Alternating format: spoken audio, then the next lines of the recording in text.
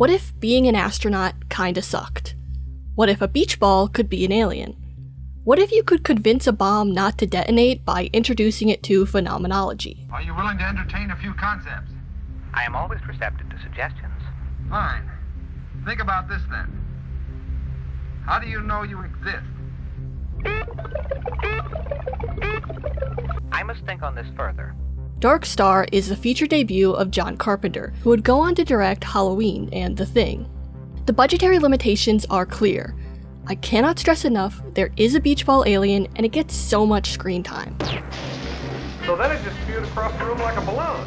I guess it was just filled with gas. Hey guys, how can it live if it was just filled with gas? This made me think about what limitations and restrictions can do for you as an artist. So in that spirit, I'm editing all of this in Adobe Premiere Pro version 1 to see if I can still make a decent video. Okay, let me get the funny transitions out of my system.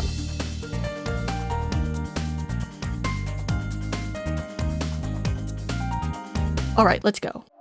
So, at the start of the film, the crew has recently lost Commander Powell, who was electrocuted by a broken chair. Their ship is totally falling apart. Sorry to hear about the radiation leak on the ship, and real sorry to hear about the death of Commander Powell. There was a week of mourning here on Earth. The flags were at half-mast. We're all behind you guys. About your request for radiation shielding, sorry to report this request has been denied. There are some rooms in the ship that they can't even go in because they're damaged, and the government that sent them out into space won't do anything about it. This is a practical solution to limited resources. If you can't build a grand set for a high-tech spaceship, make that a part of your story. The buttons and flashing lights you'd expect from a sci-fi movie are limited to cramped spaces, which helps sell the claustrophobia. This certainly feels like a dingy, deadly ship. This movie started out as a student film, and I think it's really important when you're starting out to do things the hard way. So then when you get more resources that let you go the easy way, or at least easier, your skills will be able to take it to the next level. I also see this mindset with new creators on YouTube. If you wait around for the perfect piece of gear, you're wasting your time. I feel like I sound like this right now. Right? Plain and simple. It's not that complicated. We use this every day. We can make movies. Don't we have to pay crew?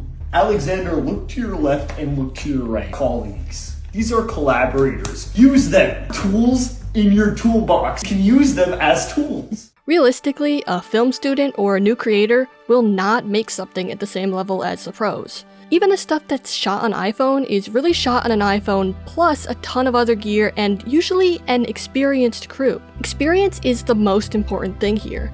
I thought it would be hard to use a 23-year-old version of Premiere Pro, but it really isn't. When I first started making videos as a kid, I used an old computer that would crash if I had too many layers or dared to open After Effects. I learned a lot of workarounds that definitely aren't the right way to do things, but they got it done.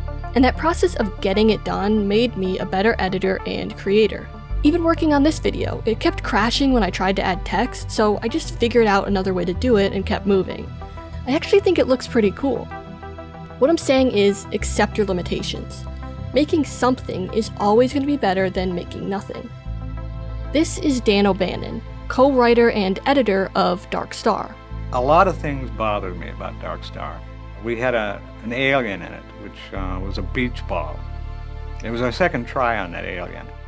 I went away from Dark Star really wanting to do an alien that looked real. A couple of years down the line, I decided to do Dark Star as a horror movie instead of a comedy. And that was the germ of Alien. Without Dark Star and without that beach ball, we wouldn't have Alien. The creative process isn't fixed. You can always revisit the same ideas in future projects, building on them and improving. And you might get something awesome on your first try, like this hyperdrive effect, also done by Dan O'Bannon. The introduction of what is now a classic sci-fi visual. The planet just exploded, sir. So Dark Star is not a very good film, but it was the beginning of several impressive careers. And when you consider it in that context, I hope it can inspire you to make more things, even if you don't have all the skills yet. My name is Queline, also known as kikikrazed, and thank you for watching.